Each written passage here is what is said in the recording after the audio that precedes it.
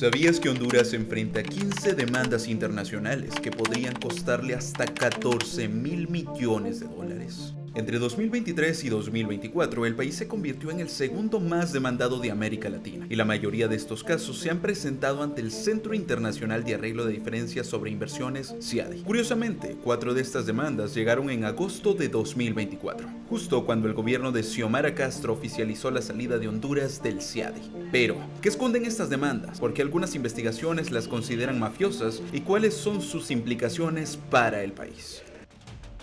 Para entender cómo llegamos aquí, debemos retroceder a finales de los años 80 y principios de los 90, cuando el modelo neoliberal tomó fuerza en Centroamérica. En Honduras, bajo la presidencia de Rafael Leonardo Callejas, el Fondo Monetario Internacional y el Banco Mundial impulsaron reformas radicales, con la Ley de Ordenamiento Estructural de la Economía en 1990.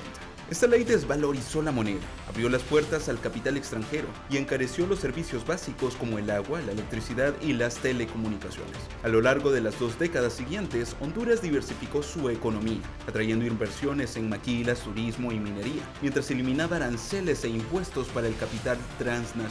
Según el sociólogo Eugenio Sosa, este nuevo modelo económico consolidó una élite económica con enorme poder financiero y político, la misma que jugó un papel clave en el golpe de Estado contra Manuel Zelaya en 2009. Aunque los cambios propuestos por Zelaya no amenazaban profundamente el status quo, la élite conservadora aliada con Estados Unidos no toleró ni siquiera un intento de reforma y lo derrocó. Prometo ser fiel a la República. Porfirio Lobo tomó posesión de la silla presidencial en 2010, en medio de denuncias por fraude electoral y ser señalado como un gobierno golpista. En mayo de 2011, el gobierno de Lobo organizó el evento Honduras is Open for Business, promoviendo proyectos multimillonarios en sectores clave como turismo, energía y agronegocios. Este evento simbolizó el inicio de un sistema que priorizaba el lucro extranjero a expensas de la soberanía nacional, los recursos naturales y las comunidades más vulnerables. Los inversionistas recibieron la noticia como tomar un chocolate en tarde invernal, estrechando sus hombros con las reformas que los protegían y consolidando el aprovechamiento de los recursos naturales como el agua, la tierra y los bosques. El modelo se consolidó con 4 lanzas jurídicas que incorporan el denominado mecanismo de arbitraje o solución de controversias inversionista-Estado. Es decir, permiten que los inversionistas extranjeros demanden al Estado cuando consideran que sus inversiones han sido afectadas por cambios en las leyes, los contratos o por cualquier regulación estatal o política pública en beneficio del bien común. Es decir, que están diseñadas para proteger el capital extranjero a costa de la soberanía nacional, perpetuando desigualdades estructurales y limitando las capacidades regulatorias del gobierno. Debido a estos acontecimientos y el contexto país por las demandas que enfrenta Honduras, las organizaciones internacionales Institute for Policy Studies, Honduras Solidarity Network, Terra Justa y Transnational Institute presentaron el informe Inversiones mafiosos contra Honduras el 17 de septiembre de 2024 en la capital de este país. Y en este momento en Honduras hay 4 vías legales que llamamos las 4 lanzas, por las cuales las empresas pueden acudir a tribunales internacionales que son privados. No se debería confundir con un corte de justicia. Son paneles que se nombran en el momento de que se asiente una demanda de 3 abogados altamente pagados, uno nombrado por el Estado, otro por la empresa y otro por el tribunal, que están contratados para escuchar esos casos. Los TBI o Acuerdos de Protección de Inversiones son acuerdos que garantizan a los inversionistas extranjeros un conjunto de privilegios y seguridades jurídicas en los países receptores. Aunque en teoría buscan fomentar la inversión, en la práctica funcionan como contratos desequilibrados. Protección excesiva. Los TBI permiten que cualquier cambio en las leyes locales que afecte las ganancias de un inversionista sea motivo para iniciar demandas internacionales. La cláusula zombie. Uno de los aspectos más controvertidos es el periodo de ultraactividad, conocido como cláusula zombie. Aunque un país decide terminar un TBI, este permanece vigente por 5, 10, 15 o incluso 20 años más, según lo determina el propio tratado, asegurando los beneficios para los inversionistas incluso después de la terminación oficial de los acuerdos. A diferencia de lo que su nombre sugiere, los TLC van más allá del comercio de bienes. Estos acuerdos son herramientas multidimensionales que integran capítulos sobre propiedad intelectual, servicios, compras públicas y crucialmente protección de inversiones. Honduras firmó un TLC con Panamá en 2007 bajo el gobierno de Manuel Zelaya, aunque entró en vigencia en 2009. Este tratado consolidó la presencia de instituciones financieras panameñas en el país y permitió que algunas élites hondureñas demandaran al Estado hondureño desde Panamá usando los beneficios del tratado. Los TLC facilitan la entrada del capital extranjero, pero también generan dependencia económica, ya que limitan la capacidad del gobierno para proteger sectores estratégicos como la agricultura o la industria nacional. Los TLC son un candado para las políticas públicas. Una vez firmados, cualquier intento de cambio puede resultar en costosas disputas legales. Esta legislación, aprobada durante el gobierno de Porfirio Lobo, abrió las puertas de par en par al capital transnacional. Honduras ya ha enfrentado 3 demandas amparadas en esta ley, incluida una presentada en 2024 por International Container Terminal Services Inc. La ley permite que cualquier inversionista, sin importar su país de origen, demande al Estado en tribunales internacionales si considera que sus intereses se ven afectados. Aunque el gobierno de Xiomara Castro retiró al país del CIADI, esta ley sigue vigente, lo que significa que Honduras no está exenta de enfrentarse a nuevos arbitrajes internacionales en otras instancias arbitrales similares al CIADI. Los contratos firmados entre el Estado hondureño y empresas nacionales o extranjeras son otra pieza fundamental del sistema. Aunque en teoría deberían ser instrumentos transparentes, en la práctica suelen estar rodeados de opacidad. Muchos acuerdos se firman bajo el marco de sociedades anónimas con participación estatal, lo que los clasifica como contratos privados y los excluye del escrutinio público. Aproximadamente 1/3 de las demandas contra Honduras tienen su origen en contratos estatales y de infraestructura.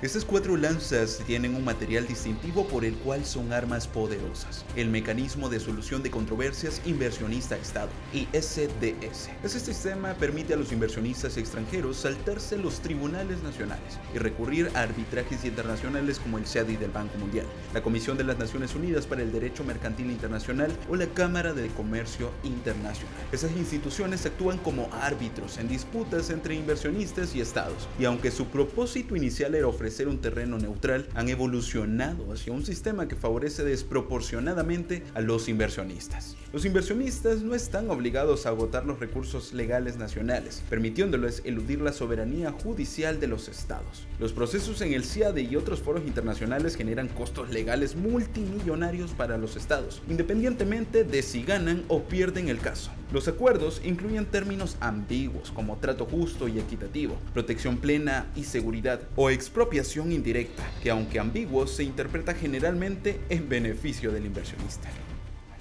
Y sin duda, o sea, estos foros de arbitraje supranacional se ha vuelto otro negocio más para las empresas, para buscar altas ganancias, más que lo que jamás podrían esperar ganar a través de cualquier corte nacional, y más bien especulando para ganar hasta por proyectos fracasados, ¿no? Muchas empresas demandan o hasta solamente amenazan a demandar, y esto es suficiente para abrir negociaciones bajo coacción con el Estado o para frenar las decisiones que deberían tomar autoridades regulatorias, autoridades de las cortes. El impacto social del cual habla la investigadora Jen Moore fue relatado el 17 de septiembre en la presentación del informe Inversiones mafiosas contra Honduras por las personas afectadas desde sus comunidades. En 2023, todas nuestras organizaciones estaban muy sorprendidos de las cantidades de demandas que presentaron contra Honduras. Antes Honduras tenía 4 o 5 demandas y ahora tiene 15 casos activos ahorita. Es una gran cantidad de dinero que está demandando esas empresas. Ya es 14 mil millones de dólares. Es una cantidad enorme para un país pequeño como Honduras. Porque casi todas las demandas, la mayoría, están conectados a irregularidades, actos de corrupción, represión, explotación, y algunos tienen vínculos directos o indirectos o indirectos con redes criminales. Se utilizó el término mafioso para describir estas demandas, dado que la mayor parte son de empresas cuyas inversiones fueron realizadas de manera irregular durante el periodo conocido como la narcodictadura en Honduras, después del golpe de estado de 2009. En general, han estado plagadas de irregularidades y actos administrativos corruptos, impuestas en contra de la voluntad de las poblaciones locales o dañinas al interés público, a la vez que fueron realizadas en el contexto del gobierno represivo de Juan Orlando Hernández. Antes de enfrentar un caso judicial en los tribunales del CIADI, la Procuraduría General de la República de Honduras debe entender la cosmovisión de los pueblos originarios, quienes anteponen su cultura y herencias ancestrales ante cualquier ganancia que pueda generar un proyecto extractivista. El 3 de febrero de 2023 inició la demanda de Sede Próspera en contra del Estado de Honduras, luego que en el año anterior el Congreso Nacional derogara las reformas constitucionales aprobadas en 2013 para justamente permitir la creación de las denominadas Zonas de Empleo y Desarrollo Económico, o SEDE, cuando Juan Orlando Hernández era presidente de ese poder del Estado. En el año de 2023 además se derogó la Ley Orgánica de la SEDE, y justo ese fue el motivo principal de la demanda de $10.7 mil millones por parte de la empresa Honduras Próspera Inc., promotora y organizadora de la Sede Próspera, ubicada en la isla de Roatán en el Caribe hondureño, de donde es Luisa Connor, presidenta de la comunidad de Crawfish Rock, afectada por este proyecto. Nuestra preocupación con la Sede Próspera, la cual nosotros estamos enfrentando, es de gran preocupación porque trata de nuestra soberanía. Aparte, nosotros podemos quedarnos sin un hogar o un lugar agradable para vivir, porque la derogación se ha hecho, pero el avance de ese proyecto sigue para adelante. Entonces, si no hacemos algo para frenar ese proyecto ahora, desde aquí, de que salga la demanda, no vamos a tener dónde ir o qué pelear, porque ya no va a haber nada, porque ellos van destruyendo exageradamente. Somos una comunidad humilde, pero tuvimos que levantar a enfrentar esta lucha indeseables. Próspera, con este exorbitante monto, pretende presionar al gobierno hondureño para que retroceda en su decisión soberana de prohibir la sede. En general, las empresas que han demandado al gobierno de Honduras en el CIADI, incluyendo Próspera, buscan ganar tiempo y esperar un eventual cambio del actual gobierno por uno con el cual puedan negociar su permanencia en el país. En medio de este clima que remarca la antesala electoral, ciertos ejecutivos de la sede se han confrontado en redes sociales con algunos congresistas y funcionarios con la intención de incidir negativamente en la decisión de la Corte Suprema de Justicia adoptada el 20 de septiembre cuando se declaró la inconstitucionalidad de la sede. Según Luisa Connor, representante de esta comunidad, la presencia de Sede Próspera ha degradado el medio ambiente y despojado a los pobladores de su territorio ancestral, mientras los ejecutivos de la empresa despliegan campañas mediáticas para ocultar estos daños. Su intención era convertir a Roatán en una sede. La resistencia a las sedes se ha manifestado en decenas de movilizaciones a lo largo del país, así como en plantones y pronunciamientos públicos desde 2011 hasta la fecha. Entre las fechas más emblemáticas de esta lucha destacan las movilizaciones del 1 de mayo, el 28 de junio y el 15 de septiembre de cada año. La declaratoria de inconstitucionalidad de la sede en septiembre de 2024 avivó nuevamente las críticas hacia quienes aprobaron estas iniciativas en el Congreso Nacional, principalmente durante el año 2013. En el año 2021, el Consejo Nacional Anticorrupción presentó una denuncia por traición a la patria contra los diputados que dieron su respaldo a las leyes relacionadas con la sede. Si se considera que las inversiones de Sede Próspera fueron realizadas de manera irregular y sin cumplir completamente con la normativa legal vigente, la demanda interpuesta ante el CIADI no debería proceder. Sin embargo, a pesar de las protestas sociales, las denuncias judiciales, los cuestionamientos al proceso de creación de la sede y la derogación de la Ley Orgánica de Sede en 2023, la empresa Honduras Próspera no ha detenido la expansión de su proyecto en Roatán. La demanda está puesta y la sede todavía sigue. Nos demandaron por casi 11 mil millones de dólares y el proyecto sigue avanzando. Entonces nosotros necesitamos buscar la forma cómo frenar ese proyecto ya, porque vamos a quedar sin Crawfish y no tenemos más dónde ir. Escatec ASA y sus socios Norfund y KLP Norfund Investment AS presentaron su reclamo en cambios introducidos por el gobierno para renegociar tarifas y condiciones de contratos energéticos. Estos buscaban aliviar la crisis financiera de la Empresa Nacional de Energía Eléctrica NE y proteger a la población hondureña del aumento de costos en el servicio eléctrico. Durante los gobiernos de Porfirio Lobo y Juan Orlando Hernández, Honduras promovió masivamente la inversión en proyectos de energía renovable, muchas veces bajo condiciones desfavorables para el Estado. Estos contratos firmados sin consultas amplias ni transparencia incluían incentivos y tarifas garantizadas que resultaron insostenibles con el tiempo, generando pérdidas para la NE y mayores costos para los consumidores. El reclamo de Escatec ASA no solo busca compensaciones financieras, sino también presionar al gobierno para que mantenga intactas las condiciones originales de los contratos. La demanda ha generado desde el principio el rechazo e indignación de las comunidades afectadas por los proyectos energéticos. Llegan como patronos a las comunidades imponiendo, ni siquiera tienen la moral de consultar a las comunidades si estamos de acuerdo a tales proyectos, poniendo a los pobladores unos en contra de otros por querer llevar a cabo sus propósitos de dichos proyectos. Hemos perdido compañeros de lucha, asesinaron a personas por oponerse al proyecto. Otras personas han tenido que emigrar de nuestro pueblo porque han sido perseguidos.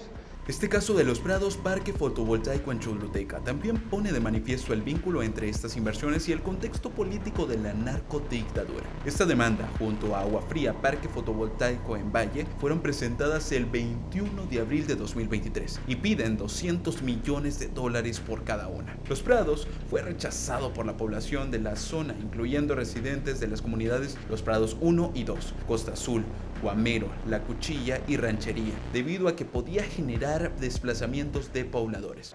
Que nuestras autoridades deberían de decir un hasta aquí y rechazar todas estas peticiones de contrato que estas empresas siguen solicitando en nuestro país.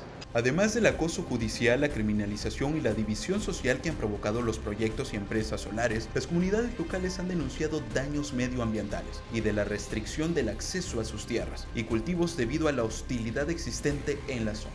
Mi familia hemos tenido muchos, como les digo, afectos, porque fuimos demandados, papá y hijos de la familia. Son estas cosas las que vienen a causar estas empresas a nuestras comunidades, dividir nuestras familias. Hemos sufrido amenazas también de ellos. Hemos sufrido consecuencias que destruyeron un bosque que había en nuestra comunidad, unas fuentes de agua que pasaban por nuestra comunidad. Según fuentes de la Procuraduría General de la República, estas demandas fueron interpuestas para presionar al Estado durante la renegociación de sus contratos. Supuestamente, las empresas estarían dispuestas a retirar sus demandas multimillonarias si el gobierno hondureño satisface ciertas condiciones no especificadas. De hecho, las demandas internacionales en contra de países como Honduras buscan disuadir o hacer retroceder a los gobiernos en sus políticas públicas. La estrategia de criminalizar y paralizar a los comunitarios en la defensa de sus territorios también está siendo utilizada en contra del gobierno, con esta demanda de 400 millones, ¿verdad?, abusiva, perversa en contra del Estado.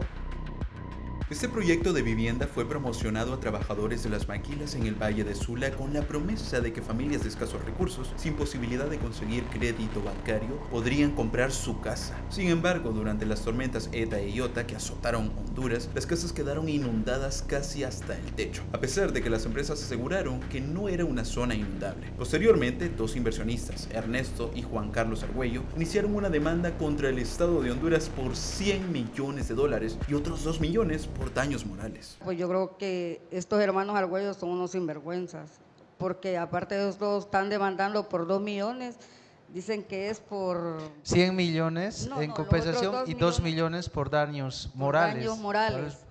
Ok, daños morales, o sea, da así como risa y al mismo tiempo da cólera, porque daños morales ¿en qué sentido? Si aquí los dañados fuimos nosotros. Bueno, desde que Eta y Iota destruyó casi en su totalidad Castaños.